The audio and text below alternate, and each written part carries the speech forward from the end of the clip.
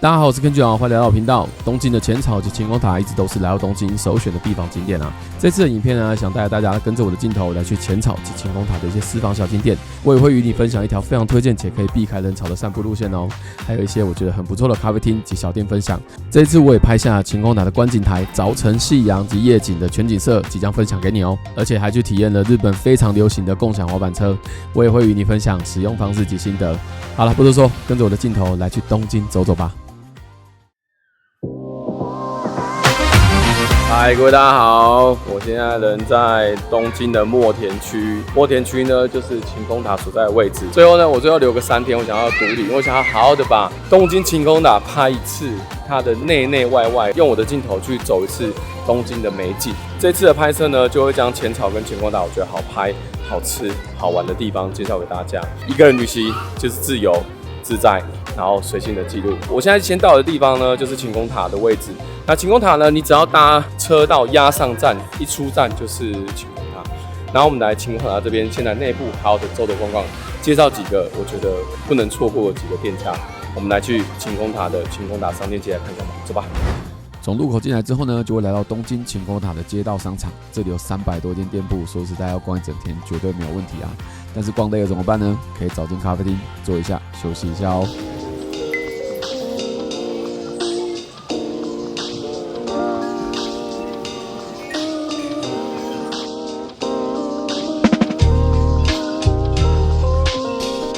现在来到的第一个点呢，是在晴空塔的应该是2楼吧，叫做 Be a Good Neighbor Coffee。然后它的咖啡杯非常可爱，包过来。我觉得旅行当中啊，最不能够或缺的就是咖啡。逛了一下，走了一下，就会想说累了嘛，那就会想要坐下来喝一杯咖啡。那在晴空塔里面，它有一些蛮有质感的咖啡厅，像这间 Be a Good Neighbor， 它其实是在东京的这边小型的这种连锁咖啡厅。而且它咖啡其实还蛮特别，我今天点的是他们的一个 Holiday Blend， 然后他会给你这个小卡，然后他就说你今天点的这个咖啡带有一点点莓果、巧克力、whisky、奶油的味道，然后就给你一张这样的卡片，跟你讲说今天烘焙的咖啡味道是什么，然后我觉得很可爱，就是你今天喝的咖啡的有一个小小的卡片跟你讲说今天的烘焙是这样，而且店里面生意其实很好，它这个喝下去真的。它有点莓果，然后尾韵有点酸酸的这样，有一点浅浅的巧克力味道，有，蛮特别的。我一直就很喜欢在旅行的当中找到一些特别的咖啡来喝。那这间咖啡店我觉得不错，那就是我们浅草晴空塔这样子的一个旅行的一个开头。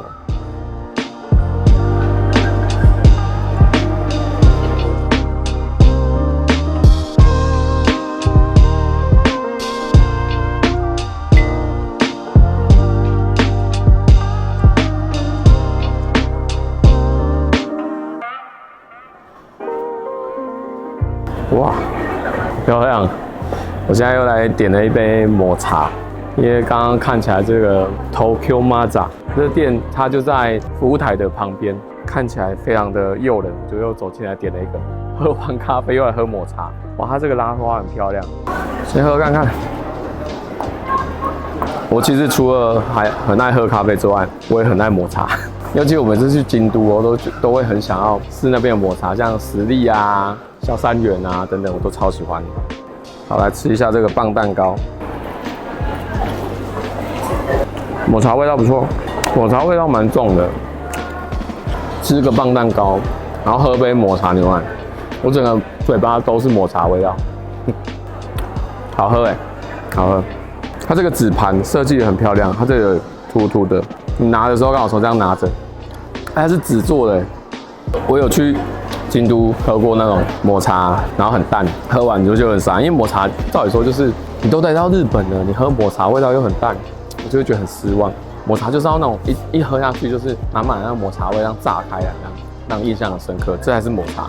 那我刚刚喝下去，它的抹茶味道色泽的颜色非常非常绿，因为抹茶是一个非常容易氧化的东西，你放久它是容易褪色的。所以也就是说，如果你的抹茶的颜色是够绿的话，代表这个抹茶是比较新鲜的。除非它放色素啦，不然其实抹茶如果是非常色泽非常的饱和的话，是代表说是很新鲜的抹茶，好喝。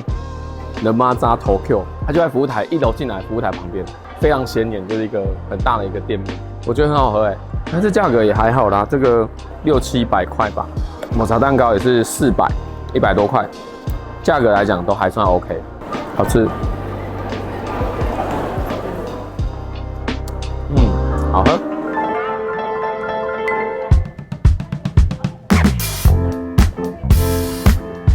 好，我们现在已经来到楼上，然后待会呢，我们要坐那个电梯进去。然后它那个电梯有分为春夏秋冬，当然我们配到的电梯好像是夏，所以等一下我们要走进去看一下上面的感觉是怎么样。那这边呢，就是它会搭2段电梯，第一段电梯就是先上到这边，再搭第2段上去到顶楼，所以我们等一下上去看看上面是什么样的感觉。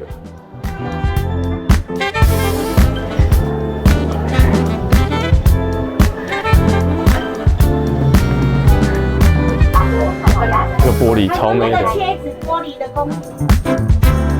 各位，你来到4楼之后，接下来会上来到350，然后350之后，我们等一下搭第2段电梯再往上走。哇，好漂亮哦！哇。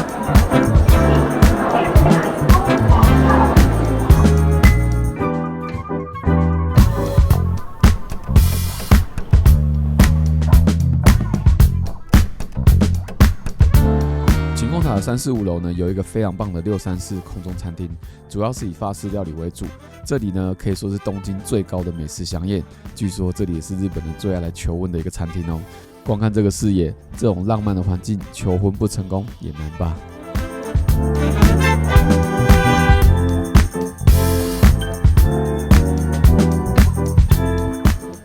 各位，这边是晴空塔634，然后这边的景观餐厅超级漂亮。如果你因为今天我是独旅啊，所以很可惜我老婆没有来。但是如果有机会的话，我觉得蛮值得体验一下这个夜景，太赞叹了，太棒了。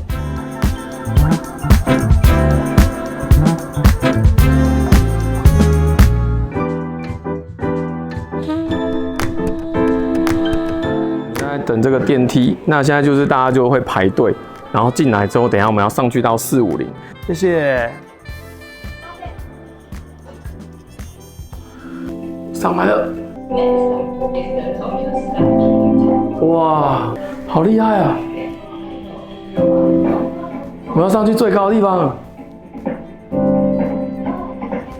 各位，我现在来到了晴空塔最高的445，然后我们要往450去，然后这边会有一个走廊穿过去，带大家穿过去，给大家看一下这个夜景的震撼。走吧。天望回廊顾名思义就是一个螺旋状旋转往上，一路可以走到晴空塔最高点421.2公尺。一路旋转往上的过程当中，你可以看到全视野的东京夜景，这种体验真的太难忘了。对了，你知道在这边唯一看不到的东京地标是什么吗？就是晴空塔本身啊，因为你已经身在其中了。原来站在最高点是这样子的感觉啊，但是远眺东京铁塔是绝对没有问题的哦。逛完了最高点的天望回廊之后，其实还可以回到350的天望甲板。我觉得这里也很棒，是因为我觉得这里有超大面的落地窗，拍起来也超美的。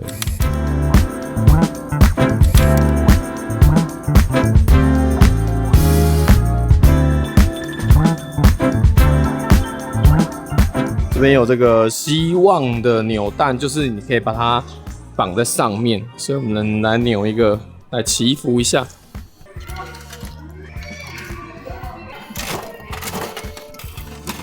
祈福扭蛋，来看一下这个。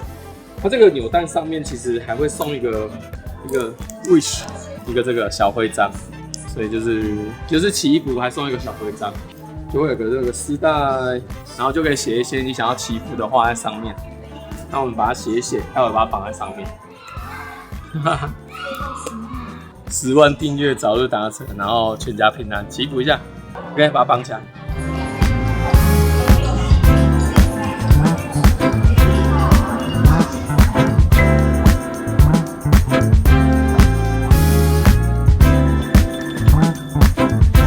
340这边，它晚上有这个只有满月的时候才有的限定的饮料，来点看看。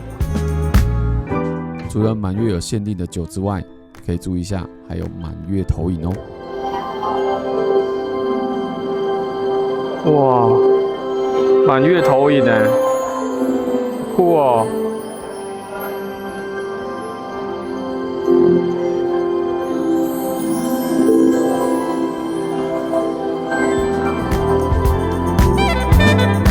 这样，刚刚下午用香槟搭配着夕阳，再走一下最高的天望回廊的夜景，最后离开前来一杯特调的酒，为今天晚上的行程做一个完美的 ending 啊！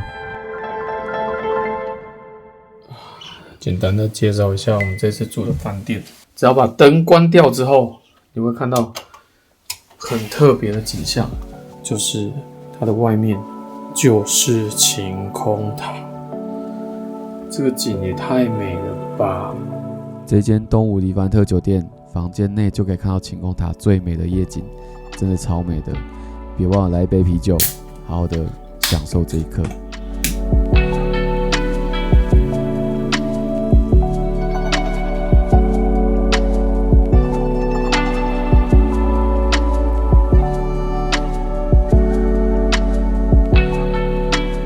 就这样，在晴空塔的夜景陪伴之下，喝点小酒，这个夜晚我已心满意足啊！看着这样的夜景，我又心想，不知道一早的晴空塔景色又是如何呢？不如一起来去看看吧。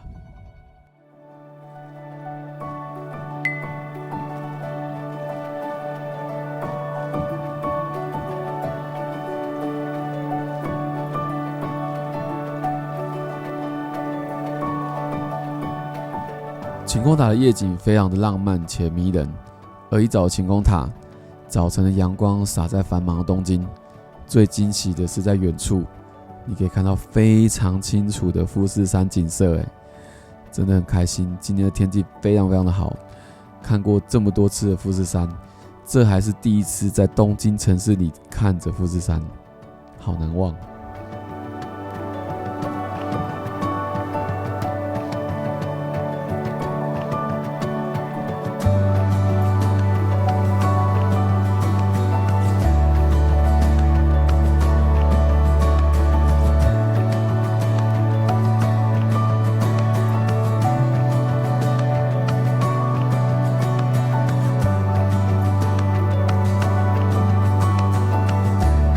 各位，我现在在最高点451.2晴空塔最高点，可以远眺富士山，太漂亮了！一早冲晴空塔，有可能就会看到这样子的空景。趁着没有人，赶快拍几张照片。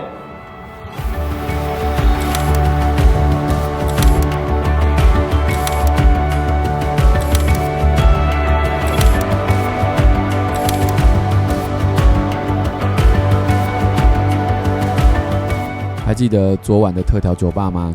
早上他会卖咖啡、点心，来一杯特调，享用这边的点心当做早餐。昨晚从这里结束行程，今天从这里出发，待会我们来去浅草逛逛吧。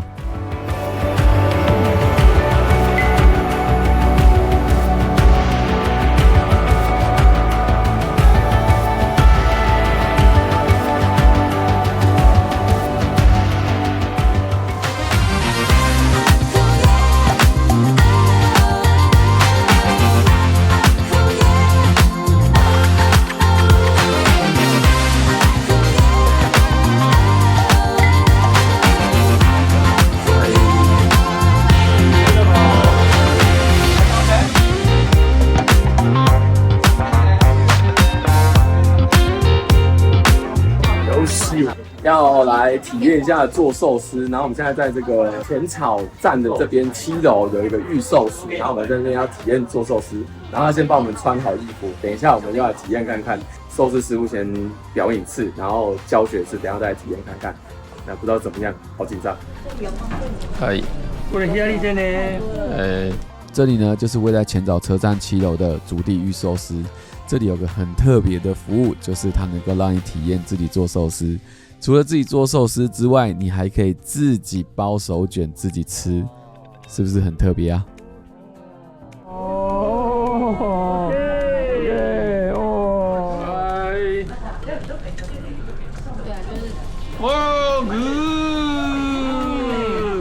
好吃，好吃，好吃 ，OK。好好吃哦！いらっしゃいませ。いらっしゃいませ哦。我们来体验一下这个做寿司哈，我们的师傅来帮我们教学一下。よろしくお願いします。OK。OK。よろしくお願いします。どれ握りたいですか？私に从这个拿个开始。this。OK、サーモン。そしたらサーモンいきましょう。そしたらね、サーモンを取って指の付け根に置いてあげましょうね。ちょっと大きいな。Maybe you are hungry. 小一点就可以了。OK。お、ベリーグッド。OK。真ん中につけてあげて。可以在中间。そしたらその上に置いてあげます。在这个杯的上面。OK。そしたら外側にひっくり返します。这样放在这个手的お、ベリーグッド。パーフェクト今の動き。下面。そしたら次人差し指で握ります。OK。OK。はい、次まだよ。最後。はい。这个自己做寿司的体验真的非常特别，而且做完之后，寿司师傅还会颁一个证书给你，代表你有通过这个体验哦，是不是很好玩呢？拜拜，拜拜，再见，再见，拜拜，好玩。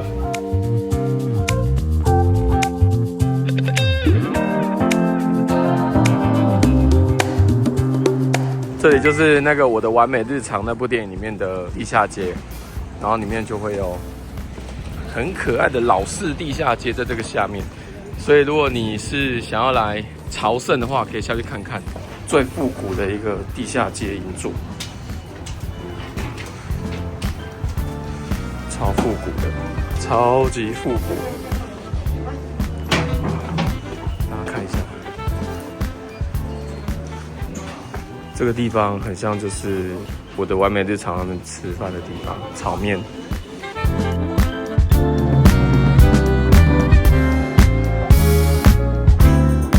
超级复古的一个地下街，然后这边还在卖 DVD， 超可爱，还在卖 DVD。我觉得这个地下街走进来跟外面几乎是两个世界。你可以看到最怀旧的日本，这个是人家不知道的，欢迎来走走看看。车站地下街下来之后，他们就在那边吃东西，历史超酷的。以往如果你要从浅草去到晴空塔，你可能要走很长的一个距离。这边呢，提供给大家一个比较特别的路线，可以快速的穿过去这个河道上，穿过去这个桥，我们就可以快速的抵达晴空塔。带大家走一次 ，Go！ 从车站过来之后呢，就会来到有田公园这边。那公园这边呢，如果你是春天来的话，这边会看很多的樱花。你可以从羽田公园这里过去，它有一个地下铁道可以走一段，快速抵达晴空塔。带大家走一次。羽田公园这边呢，就是有整串的樱花。如果你是春季4月吧左右来这边的话，这整边都是粉红色，会超漂亮。所以你就会从这边其实可以拍得到樱花跟晴空塔的一个景，会非常漂亮。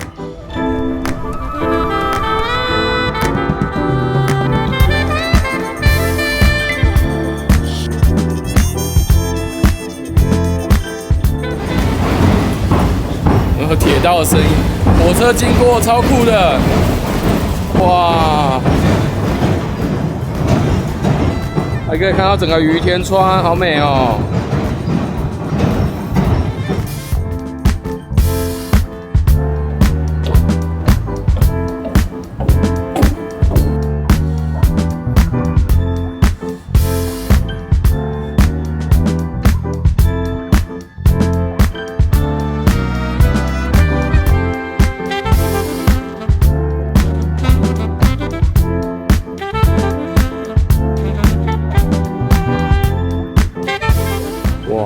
这边就有一些咖啡厅，非常清幽这边，然后一直走过去就会到晴空塔了。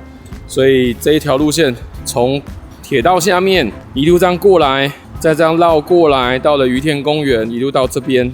这个路线下次大家可以走看看，是一条比较特别的路线，而且我觉得这个路线走起来比较没有像那边那么挤，而且也比较快，提供给大家参考。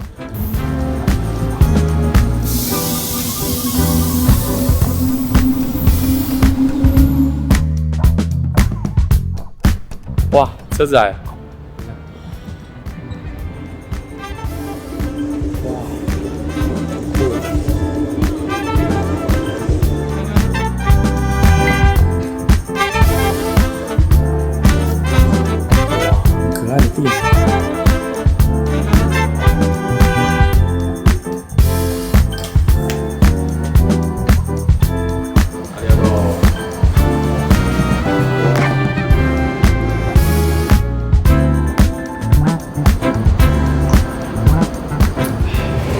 到火车的声音吗？在火车下吃甜点，超酷的，咕隆咕隆咕隆咕隆这样的感觉，好喝。我是觉得这样慢慢走、慢慢逛，蛮舒服的。而且以往都走那边就真的没有那么清幽，这一道真的很清幽。慢慢走，然后边走边逛，然后走在铁道下，氛围很好，很喜欢。下次来东京哦，走看看不同路线吧。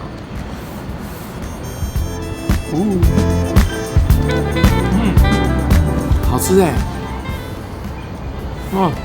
这可以。那个铜锣烧好吃，因为他们主要就是做和果子的，所以他们的前面那边都摆很多铜锣烧。这个铜锣烧真的很好吃，我想要再试别的口味。如果你吃好多的话，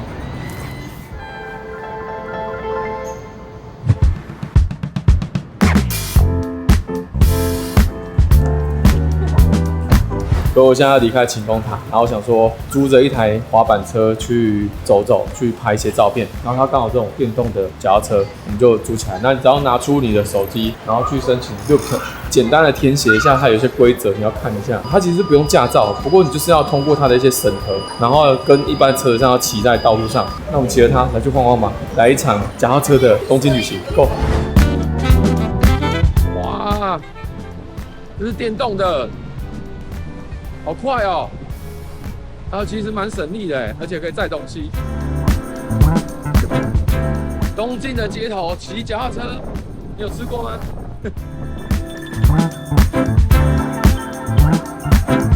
我现在骑着脚踏车来看一下时间桥，有没有看到河里面有晴空塔哎？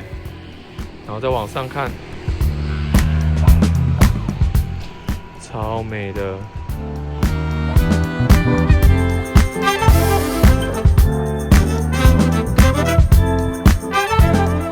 基本上这边就是一个离晴空塔走过来，可能差不多要10分钟左右啦。所以我觉得你租个滑板车或个小型脚踏车会比较方便。但是来这里拍照，其实就周边就走这个点，所以喜欢拍照的话，来这边你一定会很喜欢。可是你如果不喜欢拍照，其实这边周边没有什么东西。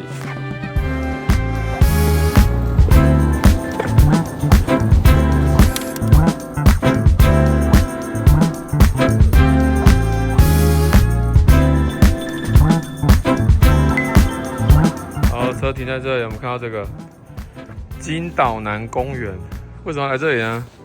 因为你可以从这个地方看哦，它那里就可以看到晴空塔。这是个公园呢，是个公园。然后你可以看到它可以跟晴空塔拍照，好酷哦！所以你可以站在上面，跟晴空塔一样高拍照吗？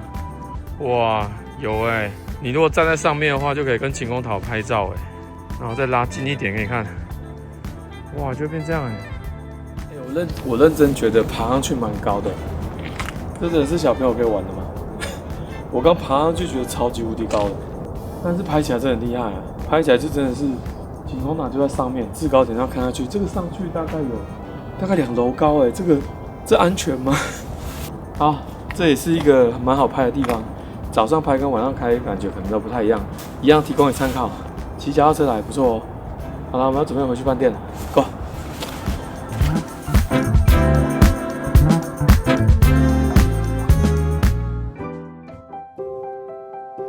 今天是我在东京的最后一天，由于昨天晚上骑着 Loop 的共享脚踏车穿梭在东京的街头，真的觉得超方便的。刚好这一次入住的饭店门口就可以租车还车，所以决定一早出门来试看看电动滑板车吧。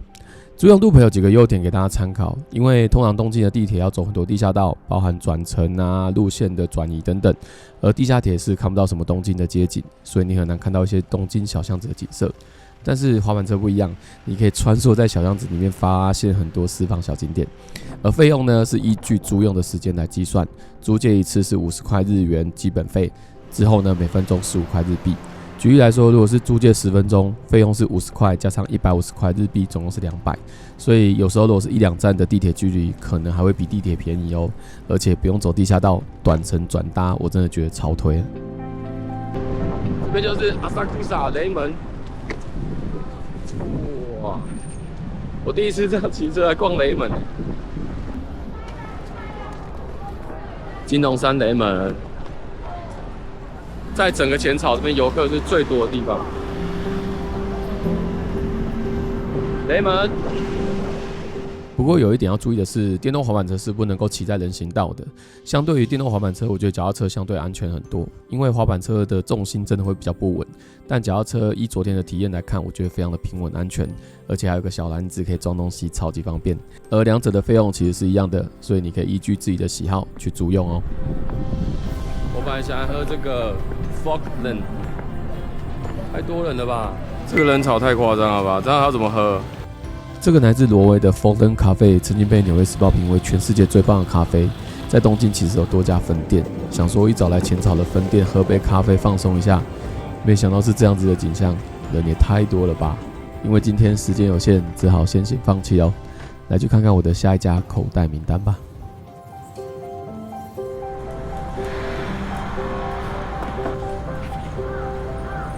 好，跟我们刚刚去的那个 Fueland， 它太多人了。那我想一个备案，就是在这附近有一个，他会穿着和服那边泡咖啡，然后听说也不错，是一个小店。那我们也是在浅草周边，我带大家去看看。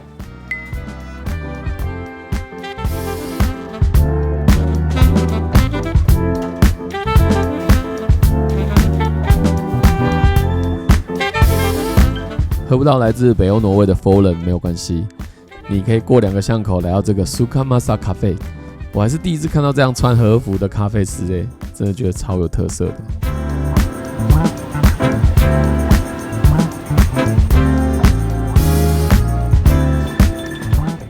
它是一个有点像和服的一个 logo， 超可爱。然后今天拿花超美的，超漂亮。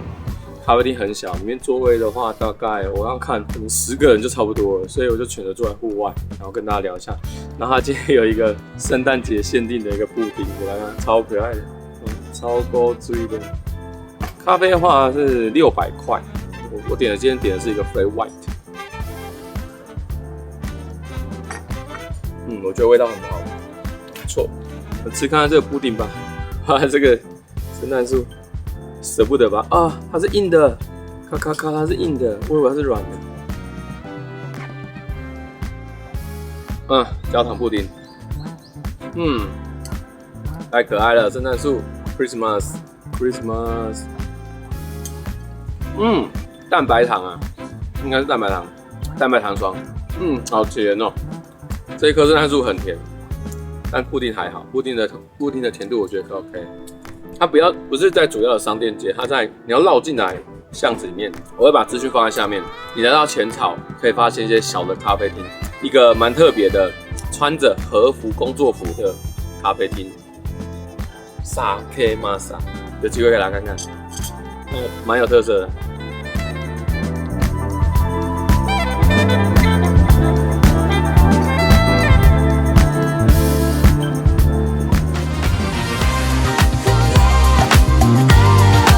就这样，我的3天2夜的简单东京独旅就来到尾声了。总觉得每次来到东京都会有不同的发现。这一次第一次上去的晴空塔，收集了早晨、夕阳还有夜景，远眺富士山更是让我难忘啊。还有那间很特别的寿司店，第一次体验自己做握寿司，超好玩。还有第一次在东京骑着滑板车畅游东京街头，这样的旅行实在会让人上瘾啊。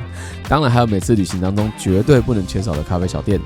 以上就是本次的东京浅草与晴空塔的独旅相关行程与你分享。如果你有更多不同的私房景点，欢迎提供给我哦。对影片有任何想法，欢迎在底下留言。也谢谢看到影片最后的你。如果你喜欢我的影片的话，别忘了帮我按赞、订阅、分享，也欢迎使用粉丝热推支持一下我的创作。我是 K 老，我们下支影片见。